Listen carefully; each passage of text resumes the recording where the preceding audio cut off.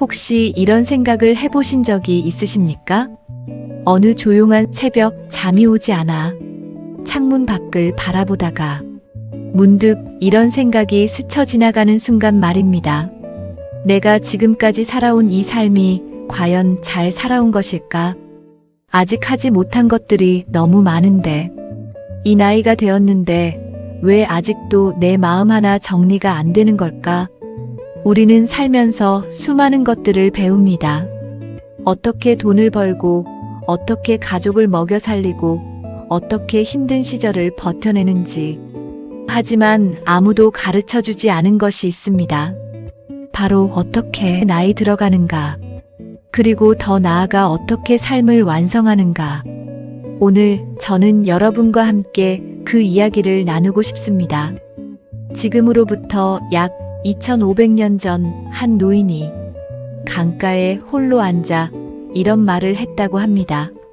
천천히, 그러나 아주 단호하게. 죽음은 삶의 마침표가 아니라 완성이다. 이 말을 처음 들으셨을 때 어떤 느낌이 드셨습니까? 죽음이 완성이라고? 그게 무슨 뜻이지? 하고 고개를 갸우뚱하신 분도 계실 겁니다. 혹은 반대로 이 말이 가슴 어딘가를 건드리는 것 같은 느낌이 드신 분도 계실 겁니다. 오늘 이 영상이 끝날 때쯤 여러분은 이 문장의 의미를 전혀 다른 눈으로 보게 되실 겁니다. 잠시 함께 해주시겠습니까? 공자는 기원전 551년 중국 노나라에서 태어났습니다. 그는 평생을 가르침에 바쳤고 수많은 제자들에게 삶의 도리를 전했습니다. 하지만 정작 그 자신의 삶은 결코 순탄하지 않았습니다. 14년 동안 나라에서 나라로 유랑하며 자신의 뜻을 알아줄 임금을 찾아다녔고 뜻을 이루지 못한 채 늙어갔습니다. 아들보다 먼저 아끼는 제자들을 떠나보내야 했습니다. 그럼에도 불구하고 그는 마지막 순간까지 가르치기를 멈추지 않았습니다. 그가 말한 죽음은 완성이다라는 말은 죽음을 두려워하지 말라는 단순한 위안이 아닙니다. 이것은 삶을 어떻게 살아야 하는가에 대한 가장 근본적인 대답입니다. 생각해 보십시오. 우리가 그림을 그릴 때 마지막 붓질이 없으면 그 그림은 완성되지 않습니다. 교향악을 연주할 때도 마지막 음표가 울려야 비로소 악장이 끝납니다. 한 편의 소설도 마지막 문장이 있어야 책을 덮을 수 있습니다. 삶도 마찬가지입니다. 우리의 삶은 지금 이 순간에도 쓰여지고 있는 하나의 이야기입니다. 그리고 그 이야기에는 반드시 마지막 페이지가 있습니다. 공자는 그것을 두려워하지 말라고 하지 않았습니다. 오히려 이렇게 말한 것입니다. 그 마지막 페이지가 있기에 너의 이야기는 더욱 소중하다. 60대, 70대를 살아가는 여러분께 물어보고 싶습니다. 지금 이 순간 여러분의 삶은 몇 장이나 써내려가 오셨습니까? 자식을 키워내던 그 긴 세월, 새벽같이 일어나 일터로 향하던 그 수많은 아침들, 때로는 눈물을 삼키며 때로는 웃음으로 버텨내던 그날들, 그 모든 것이 여러분의 이야기입니다. 아직 그 이야기는 끝나지 않았습니다. 제2장 우리가 죽음을 두려워하는 이유, 솔직하게 말씀드려도 될까요? 죽음이라는 단어. 우리 사회에서 이 단어는 마치 입에 올려서는 안 되는 것처럼 다뤄집니다. 명절에 가족이 모여도 친구들과 차를 마셔도 이 이야기만큼은 선뜻 꺼내지 못합니다. 왜 그럴까요? 첫 번째 이유는 사랑하는 사람들을 두고 가야 한다는 두려움입니다. 아직도 저 아이들이 어떻게 살아갈지 걱정이 되고, 아직도 배우자 곁에 더 있어주고 싶고, 아직도 손주의 결혼식, 첫 번째 발표회, 학교 졸업식을 보고 싶습니다. 이 마음은 약한 것이 아닙니다. 이 마음이야말로 당신이 얼마나 깊이 사랑해왔는지의 증거입니다. 두 번째 이유는 아직 다 하지 못한 것들에 대한 미련입니다. 그때 그 말을 왜 못했을까? 그때 조금만 더 용기를 냈더라면 아이들에게 더 잘해줄 수 있었는데, 배우자에게 사랑한다는 말을 더 자주 했어야 했는데, 이 후회들이 죽음을 더욱 두렵게 만듭니다. 완성되지 않은 것들이 너무 많다는 느낌. 그것이 우리를 무겁게 짓누릅니다. 세 번째 이유는 몸이 먼저 알려주는 신호들입니다. 어느 날부터인가 계단이 예전보다 숨이 차고 자꾸 깜빡하는 것들이 생기고 병원을 찾는 횟수가 늘어납니다. 몸이 변하는 것을 느낄 때 우리는 비로소 시간의 유한함을 실감합니다. 그리고 그 실감은 종종 불안으로 이어집니다. 하지만 여기서 저는 여러분께 묻고 싶습니다. 이 두려움들이 당신을 더 잘 살게 하고 있습니까? 아니면 지금 이 순간을 더 무겁게 만들고 있습니까? 공자의 이야기로 돌아가 봅시다. 그는 이렇게 말했습니다. 아침에 도를 들으면 저녁에 죽어도 좋다. 이 말이 무슨 뜻인지 조금 후에 함께 이야기해 드리겠습니다. 제3장 삶을 돌아보는 이야기. 지금부터 한 사람의 이야기를 들려드리겠습니다.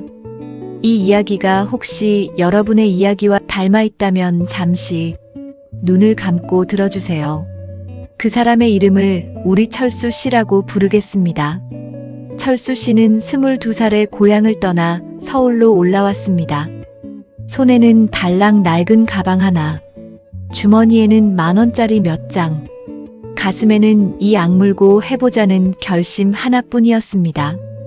공장에서 일하고 야간학교를 다니고 주말에는 아르바이트를 했습니다. 밥 한 끼를 아끼면서 돈을 모았습니다. 고향의 어머니가 보고 싶어도 서울 가서 잘 살겠다고 큰 소리를 쳤으니 함부로 내려갈 수도 없었습니다.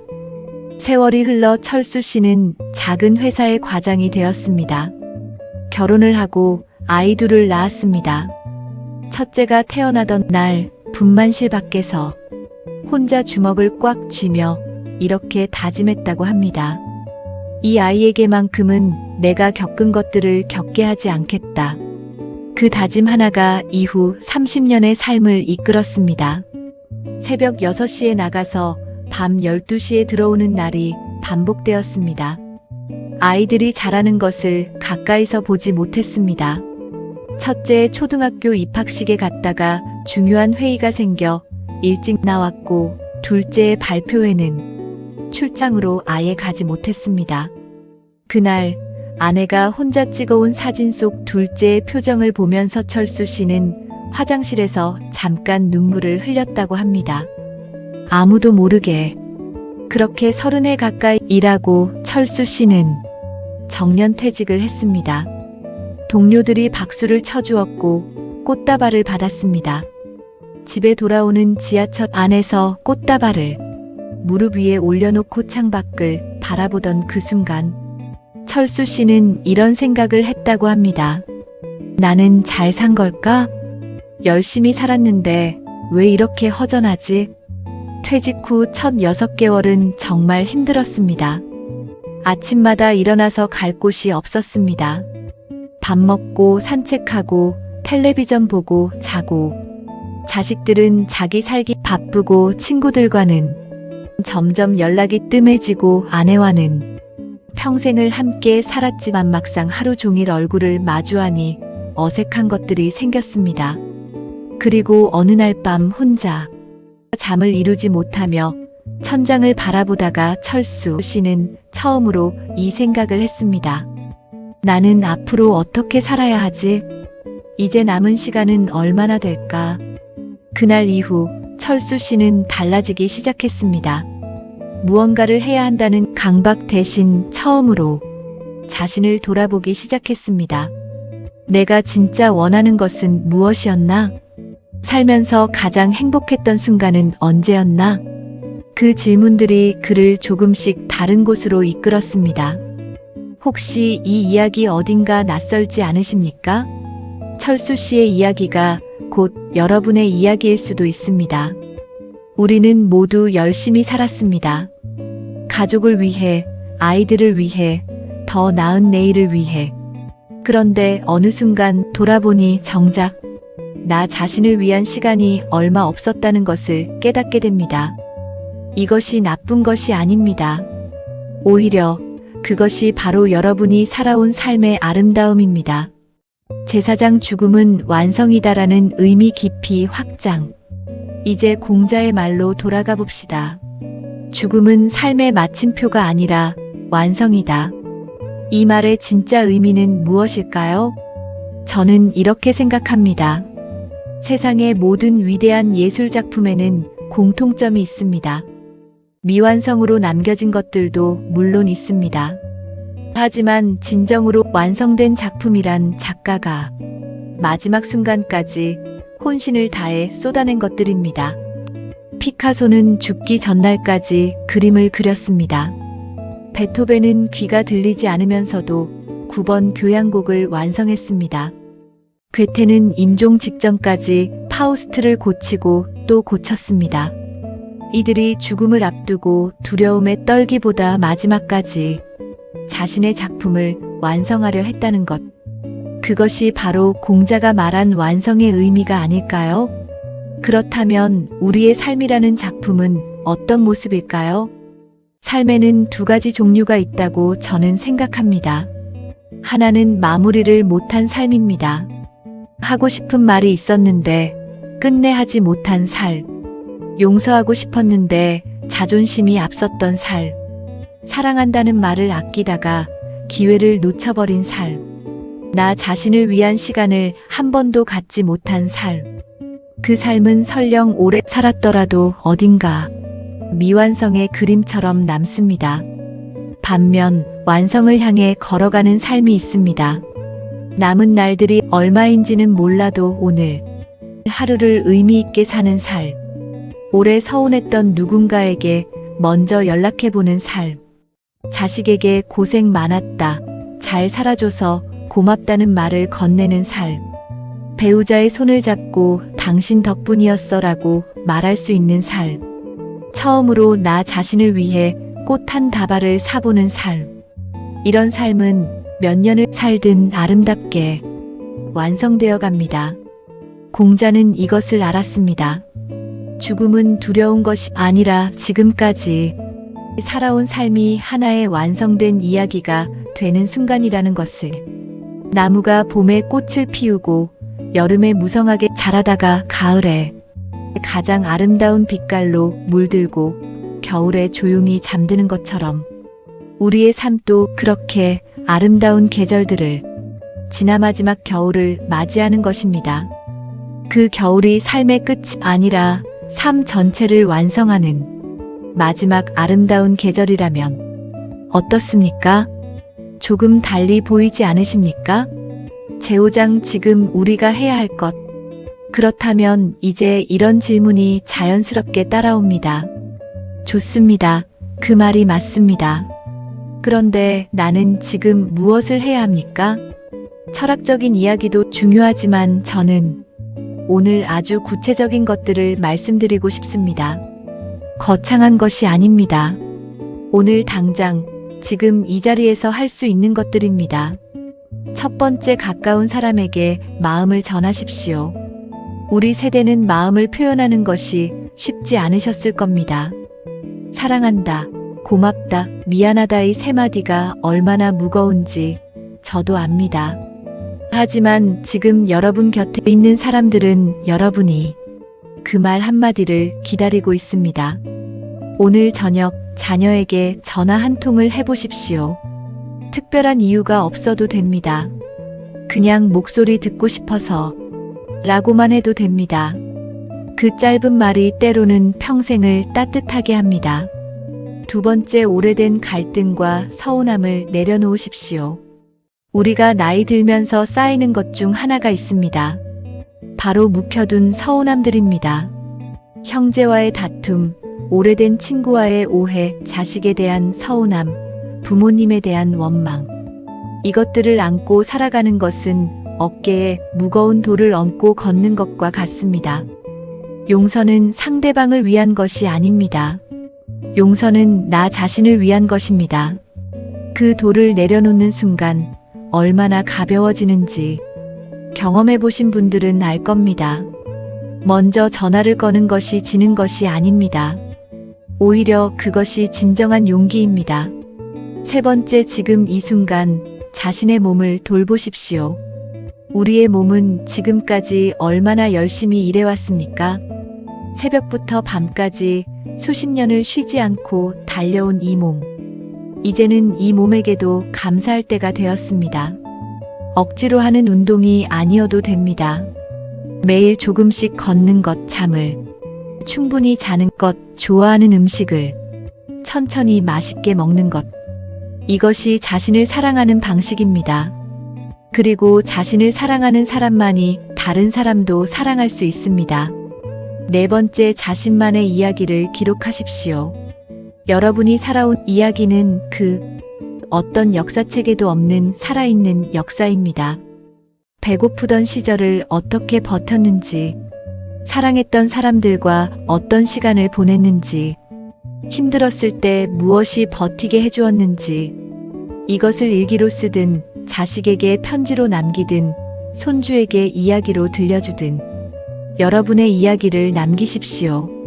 그것이 여러분이 세상에 남길 수 있는 가장 아름다운 선물입니다. 제6장 감정 클라이맥스. 지금 이 영상을 보고 계신 여러분께 저는 아주 솔직하게 말씀드리고 싶습니다. 여러분은 충분히 잘 사셨습니다. 아무도 완벽하게 살 수 없습니다. 실수도 하고 후회도 하고 때로는 잘못된 선택도 합니다. 사랑하는 사람에게 상처를 주기도 하고 더 잘해줄 수 있었는데 그러지 못한 날들도 있었을 겁니다. 하지만 그 모든 것들이 다 여러분이 살아온 삶의 일부입니다. 그 힘들었던 날들도 눈물 흘렸던 밤들도 포기하고 싶었지만 꾹 참고 일어섰던 그 순간들도 그 모든 것이 지금 여러분을 만들었습니다. 저는 얼마 전 한 분의 이야기를 들었습니다. 70대 초반의 할머니셨는데 평생 자식들 뒷바라지를 하며 사셨던 분이라고 했습니다. 그분이 어느 날 큰딸에게 이런 말을 들었다고 합니다.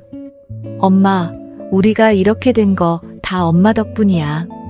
한 번도 제대로 말 못했는데 정말 고마워. 사랑해.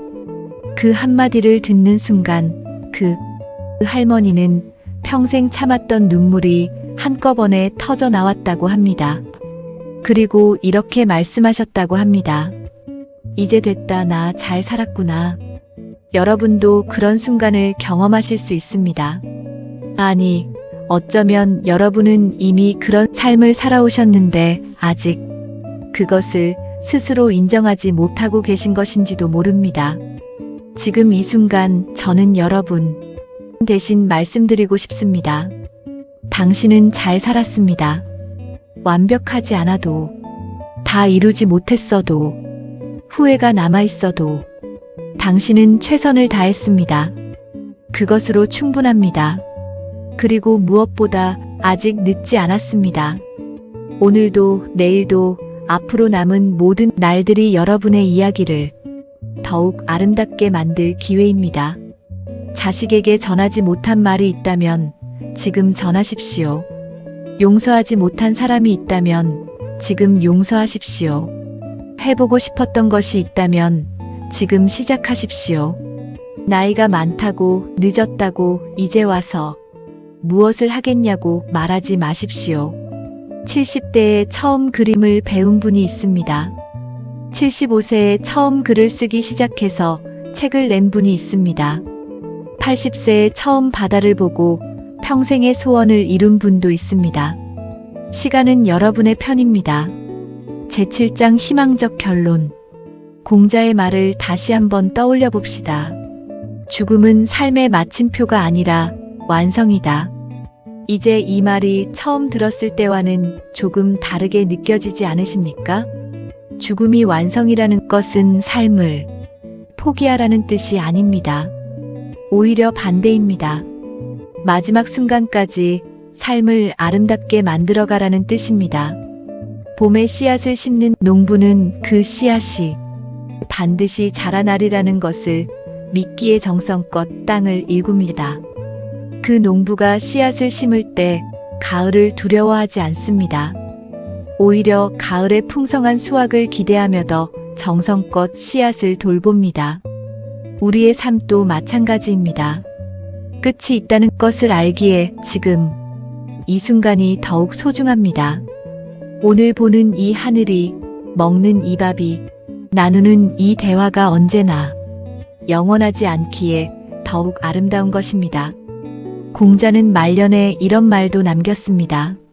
나는 15에 배움의 뜻을 두었고 30에 홀로 설 수 있게 되었으며 40에 흔들리지 않게 되었고 50에 하늘의 뜻을 알았으며 60에 귀가 열렸고 70에는 마음이 원하는 대로 해도 도리에 어긋나지 않게 되었다. 여러분, 공자는 70이 되어서야 비로소 자유로워졌다고 했습니다. 지금 여러분의 나이가 바로 그 나이입니다. 지금 여러분은 어쩌면 인생에서 가장 지혜로운 시간을 살고 계신 것입니다. 삶이라는 이야기에는 젊은 날의 열정도 필요하고 중년의 책임감도 필요하고 그리고 이 나이의 깊이와 여유도 반드시 필요합니다. 여러분이 살아온 이 깊이가 어떤 젊음도 가질 수 없는 보석입니다. 그 보석을 가지고 남은 날들을 더욱 빛나게 살아가십시오. 오늘 이 영상을 끝까지 함께 해주셔서 진심으로 감사드립니다. 긴 시간 동안 저와 함께 앉아 계셨던 것, 그것만으로도 여러분이 얼마나 진지하게 삶을 사랑하는 분인지 충분히 알 수 있습니다. 공자의 말을 오늘의 마지막 선물로 다시 한번 드립니다. 죽음은 삶의 마침표가 아니라 완성이다. 이 말이 오늘 밤 여러분의 베개 옆에 조용히 놓여 있기를 바랍니다. 그리고 내일 아침 눈을 뜨셨을 때 오늘보다 조금 더 가벼운 마음으로 하루를 시작하실 수 있기를 진심으로 바랍니다. 여러분께 드리는 질문 댓글로 꼭 남겨주세요. 여러분은 자신의 삶을 어떻게 완성하고 싶으신가요? 지금 가장 하고 싶은 한 가지가 있다면 무엇인가요? 여러분의 이야기가 다른 누군가에게 큰 위로가 될 수 있습니다. 작은 댓글 하나가 큰 힘이 됩니다.